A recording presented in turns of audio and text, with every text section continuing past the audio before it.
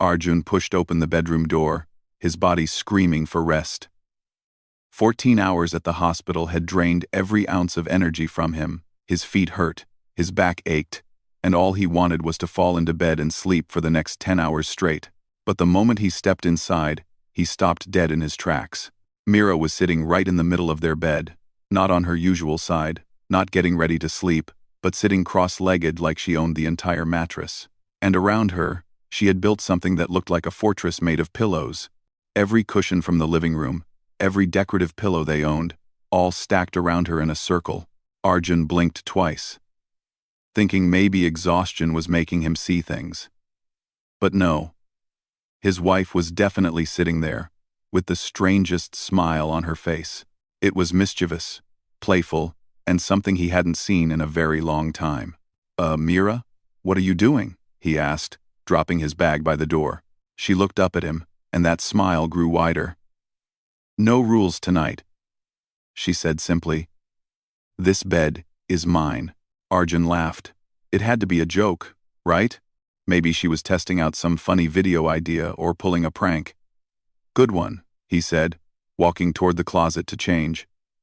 "Now, move over, so I can actually lie down.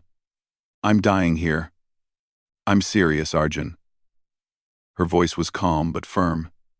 "Tonight, this bed belongs to me. You'll have to figure something else out."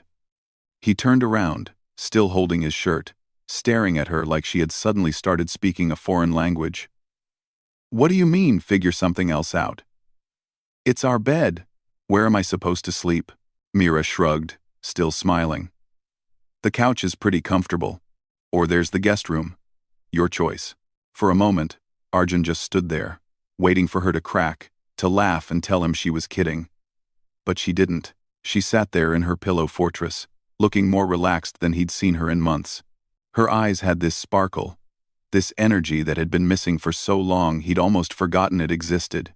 "Mira, I just worked a double shift. I can barely stand."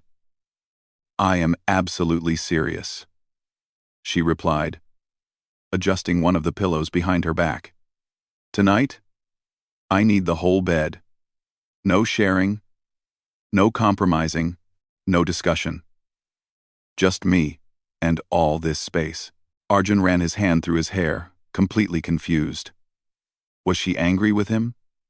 Had he forgotten their anniversary, or something important? He quickly ran through his mental calendar, but came up empty. Everything had been normal this morning. They'd had breakfast together, she'd kissed him goodbye, told him to drive safely. Nothing seemed wrong. "Did I do something?" he asked carefully. "Are you upset with me?" Mira's expression softened a little. "No. You didn't do anything wrong. I just need this tonight. Trust me, okay?" Trust her. That was the thing about 8 years of marriage. You learned when to push and when to let things go. And something in Mira's eyes told him this was important to her, even if he had no idea why. "Fine," he said, grabbing his pillow. "But you're explaining this tomorrow." "Deal," she said cheerfully, settling deeper into her pillow fortress. Arjun walked out of the bedroom, pulling the door closed behind him.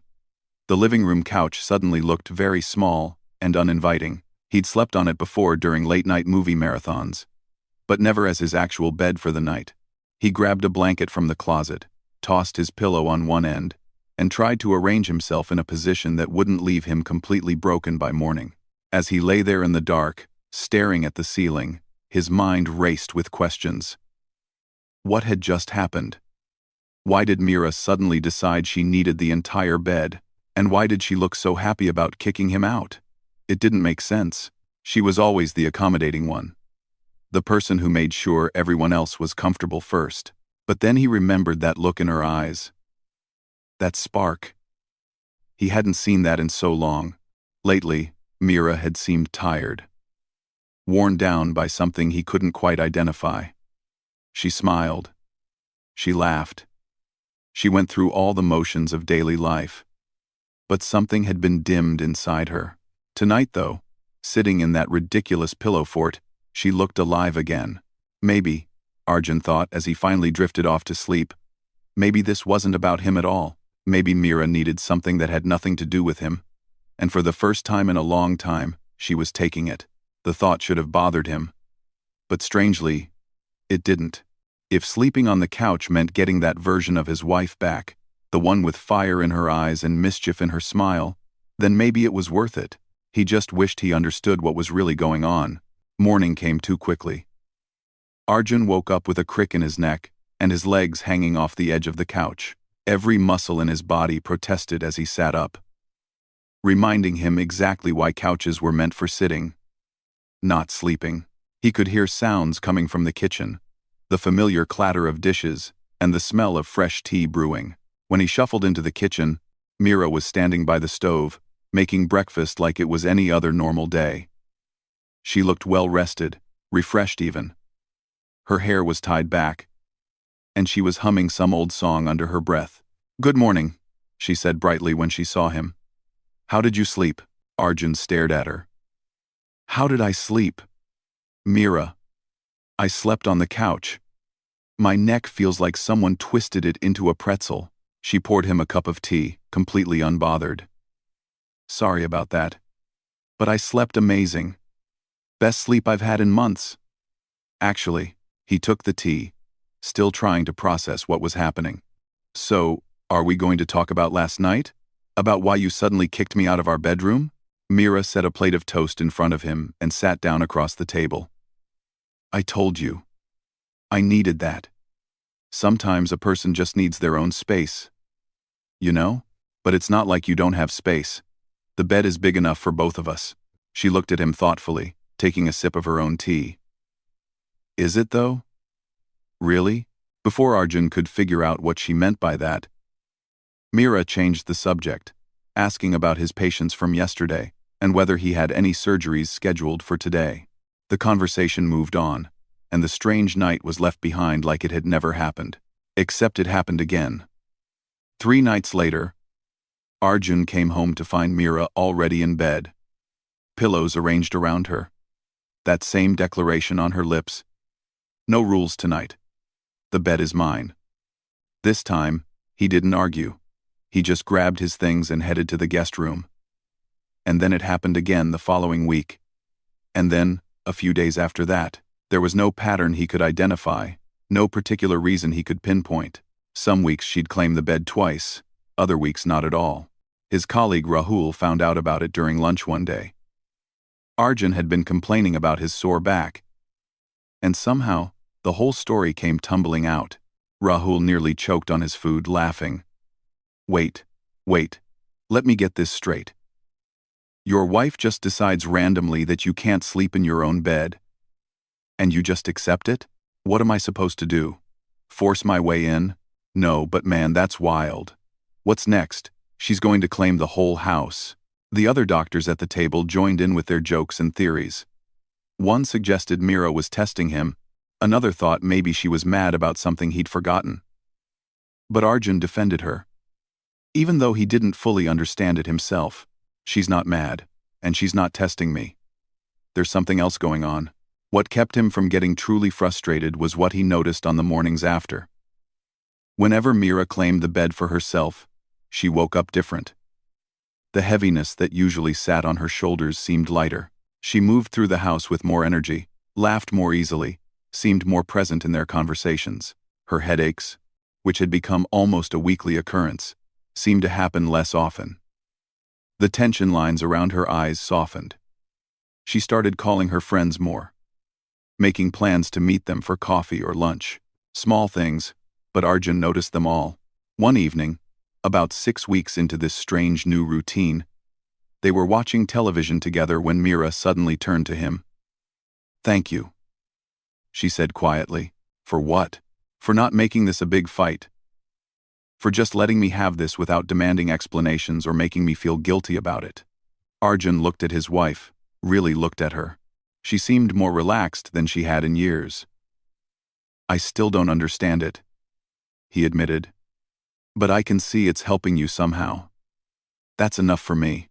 She leaned her head on his shoulder, and they sat like that for a while, watching some comedy show neither of them was really paying attention to. Arjun knew there was more to this story, more that Mira hadn't told him yet. But he also knew that when she was ready, she would explain. Until then, he could handle a few uncomfortable nights if it meant seeing that light back in her eyes. 2 months into the bed situation, Arjun decided he needed to understand what was really happening. It wasn't the discomfort of sleeping on the couch or in the guest room that bothered him anymore. He'd gotten used to that. What bothered him was the feeling that his wife was going through something important, something difficult, and he was just a spectator instead of her partner. He started paying closer attention, looking for patterns. At first, there didn't seem to be any. But slowly, as he watched more carefully, something began to emerge. Mira claimed the bed after long, stressful days at the school where she worked as principal. After phone calls with her mother that left her quiet and withdrawn. After hosting family dinners where she spent hours cooking and cleaning while everyone else relaxed. It wasn't random at all. It happened when Mira was overwhelmed. When the weight of expectations and responsibilities became too much. One Thursday evening, Mira came home looking particularly drained. There had been some crisis at school involving angry parents and a teacher who quit on the spot. She'd spent the whole day mediating, problem-solving, and keeping everyone calm while probably feeling like screaming herself. But that night, she didn't claim the bed. She went through her usual routine, changed into comfortable clothes, and climbed into her side of the bed like normal. Arjun lay there for a while, listening to her breathe, knowing she wasn't asleep despite her closed eyes. "Mira," he said softly. "What's really going on?" "With the bed thing, I mean." She was quiet for so long that he thought maybe she'd actually fallen asleep. But then she spoke, her voice barely above a whisper. "I've been seeing a therapist." Arjun turned on his side to face her. "What? When? Why didn't you tell me?" "Because I wasn't sure I could explain it without falling apart. And because part of me felt like I was failing somehow, like I shouldn't need help to handle normal life."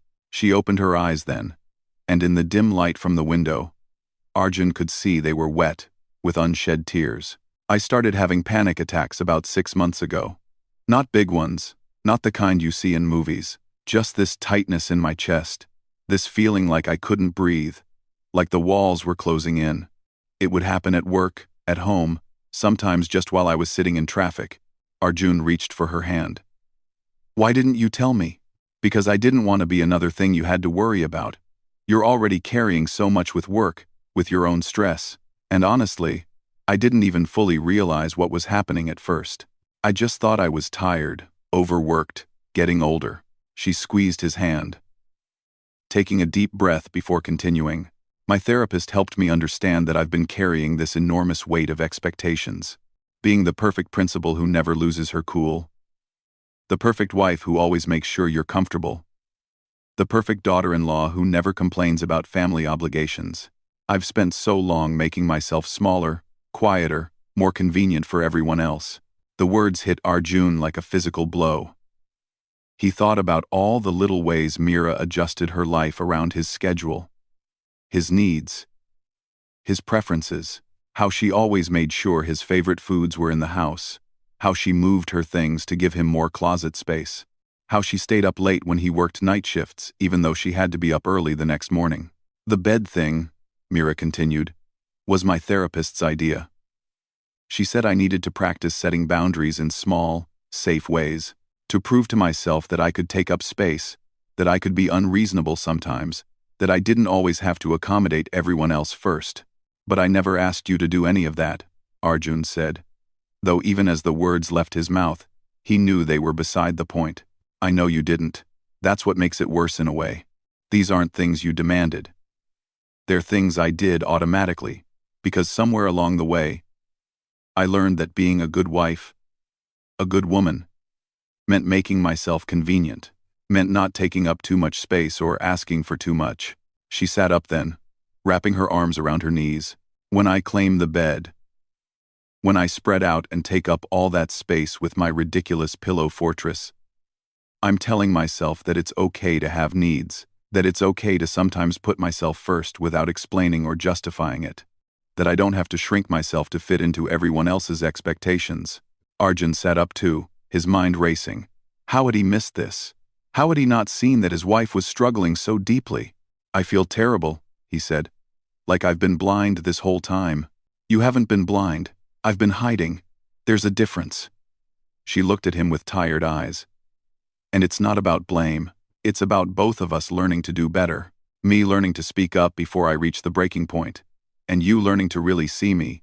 Not just the version of me that's always accommodating and easy." They stayed up talking until almost 3 in the morning, sharing things that should have been said months or even years ago. And when they finally fell asleep, it was with a new understanding between them.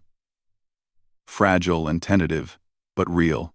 The conversation that night changed something fundamental between them. Arjun couldn't unsee what Mira had shown him. Suddenly, he noticed things he'd been blind to before. The way she always asked what he wanted for dinner but rarely mentioned her own preferences. How she scheduled her doctor appointments around his work schedule. The way she apologized constantly for small things that didn't need apologies. He watched her with his family during Sunday lunch at his parents' house. Mira served everyone. Made sure all the dishes were on the table. Refilled water glasses. All while barely sitting down to eat her own meal. And when his mother made a comment about the curry needing more salt, Mira just smiled and said she'd remember for next time. Even though Arjun thought it tasted perfect, on the drive home, he brought it up. "You made that curry exactly how my mom taught you." "She's made it the same way for 30 years. Mira glanced at him, surprised. So why did you apologize and act like you'd gotten it wrong?" She was quiet for a moment, her hands tight on the steering wheel. "Because it's easier than arguing. Because if I defend myself, then I'm the difficult daughter-in-law who can't take constructive criticism. So I just smile, and agree, and move on. But you shouldn't have to do that. I know. My therapist says the same thing. But knowing it and changing it are two different things. These patterns run deep, Arjun. I've been doing this my whole life." That evening, after they got home, Arjun sat down with a notebook. He started writing down all the small ways Mira accommodated him. All the little sacrifices he'd taken for granted. The list grew longer than he'd expected. She always gave him the better parking spot. She watched his sports matches even though she found them boring. She kept the bedroom temperature cooler than she liked, because he ran hot at night. She planned vacations around his time off, even when it meant traveling during more expensive seasons. None of these were big things individually. But together they painted a picture of someone constantly adjusting. Constantly shrinking. Constantly putting someone else first. He thought about his own mother, who'd done the same thing his whole life, who made sure his father had the best piece of chicken, who kept her own health problems quiet so as not to worry anyone, who spent decades making herself smaller and more convenient. Was this what he'd unknowingly expected from Mira? Had he been recreating the same patterns he'd grown up watching? The realization made him feel sick. At work the next day, he couldn't focus. During lunch, instead of sitting with the usual group, he went to find Dr. Priya, one of the senior physicians who he knew had been married for over 20 years. "Can I ask you something?" he said, sitting across from her in the cafeteria. "Of course. How do you and your husband handle things? Like, who makes decisions? Who compromises?" Dr. Priya looked at him curiously. "That's a random question." "Everything okay?" "Yeah, I'm realizing I might not be as good a husband as I thought I was." She smiled knowingly. "Well, that's already better than most men who never realize it at all. My husband and I have a rule. We take turns being unreasonable. Some decisions are his, some are mine. And we don't always have to explain or justify our choices to each other. Doesn't that cause fights? Sometimes. But you know what causes more fights? Resentment building up over years because one person is always the one compromising. Always the one being reasonable. Trust me, a little strategic unreasonableness is much healthier than silent martyrdom." Her words stayed with him. That night, when he got home, Mira wasn't there yet. She'd texted saying she had a late meeting with parents. Arjun looked around their apartment, really looked at it. The decorations were mostly his taste. The furniture arrangement worked best for his routines. Even the pictures on the walls were ones he'd chosen. When had Mira's preferences disappeared so completely? When she finally came home 2 hours later, Looking exhausted, Arjun had dinner ready. Nothing fancy, just simple pasta and salad. But it was ready and waiting. "What's this?" she asked, surprised. "Dinner." "Sit down. You look tired." As they ate, Arjun took a deep breath. "I've been thinking about what you said, about making yourself small. And I realized I've been letting you do it without even noticing. I've been comfortable, so I didn't question why I was so comfortable. But my comfort came from your constant accommodation." Mira set down her fork, watching him carefully. "I want to do better," he continued. "But I need you to help me. I need you to stop automatically giving in. Stop automatically putting me first. If you want something, say it. If you disagree with me, tell me, even if it's uncomfortable, even if it causes an argument. Because this version of us, where you're silently shrinking yourself down, it's not actually working." Tears filled Mira's eyes, but she was smiling. "That's harder than it sounds. I don't even always know what I want anymore. I've spent so long not asking myself that question. Then we'll figure it out together. Starting now. What do you want to do this weekend?" And she laughed through her tears. "I have no idea." "Then let's start smaller. What do you want to watch tonight? But don't you have that cricket match? I can watch highlights later. What do you want?" It was such a simple question, but Mira looked at him like he'd offered her the world. That weekend, something shifted in their home. Arjun woke up Saturday morning to find Mira already awake, sitting in bed with that familiar look on her face. "Don't even say it," he said, laughing. "No rules tonight?" "Actually," Mira said, "I was thinking something different." She got out of bed and started building a pillow fortress. But this time she built it bigger, wider. Then she looked at him with a grin. "Your turn. Get in here." "What?" "No rules tonight. For both of us. We both get to take up as much space as we want." Arjun climbed back into bed. And together, they arranged themselves in the most ridiculous positions possible. Arms and legs sprawled everywhere. Pillows scattered around them like they'd exploded from a cannon. They looked absolutely absurd. Two grown adults spread across a bed like starfish, and they couldn't stop laughing.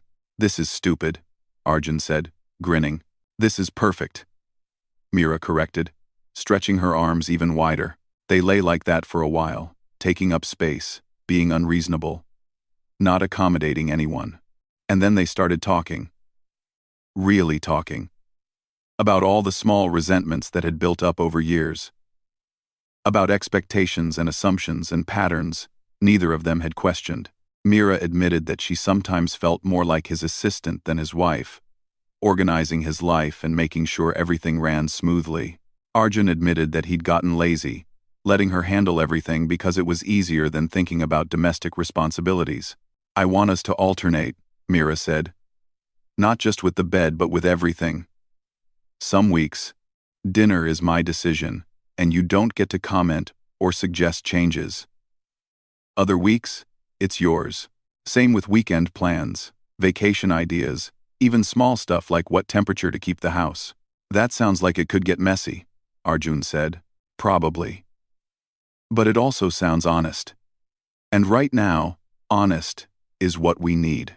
Over the following months, they experimented with this new arrangement. Some things worked beautifully. Other things led to arguments and frustration. Mira started saying no more often, and at first, it stung. Arjun didn't realize how much he'd relied on her automatic yes until it wasn't there anymore. She said no to hosting his family for dinner 2 weeks in a row. No to changing her plans to accommodate his last-minute work schedule. No to being the one who always called the plumber or scheduled the car service. Some of these no's felt petty at first, but Arjun slowly understood they were necessary. Each one was Mira, reclaiming a piece of herself. He started going to therapy too, working through his own patterns and assumptions. He realized how much of his identity was built on having someone take care of him, how uncomfortable he felt when he had to handle things himself. His therapist helped him see that true partnership meant sometimes being uncomfortable, sometimes doing things he didn't want to do, sometimes not getting his way. Mira continued her no-rules nights, though less frequently now. She didn't need them as much, because she was practicing boundaries in everyday life. But whenever she felt that old pressure building, that familiar need to shrink herself down, she'd claim the bed. And sometimes, Arjun would join her in her pillow fortress instead of leaving. They'd both spread out, taking up space together, reminding each other that love didn't mean making yourself smaller. 6 months after that first night, they were getting ready for bed when Arjun suddenly grabbed all the pillows and built the fortress himself. Mira watched, confused, as he arranged them in a circle and then sat in the middle. "What are you doing?" "No rules tonight," he declared. "I'm taking up all the space." Mira burst out laughing. "You're stealing my thing? We're sharing it. Come on, get in here." She climbed into the fortress with him, and they sat there together. Two people who'd learned that sometimes love meant taking up space, not shrinking down. That accommodation couldn't be one-sided, that both people in a relationship deserved to be unreasonable sometimes. They talked about their future that night, about having kids eventually, and making sure they raised them differently, about teaching their daughters that taking up space wasn't selfish, and teaching their sons that their comfort shouldn't come at someone else's expense.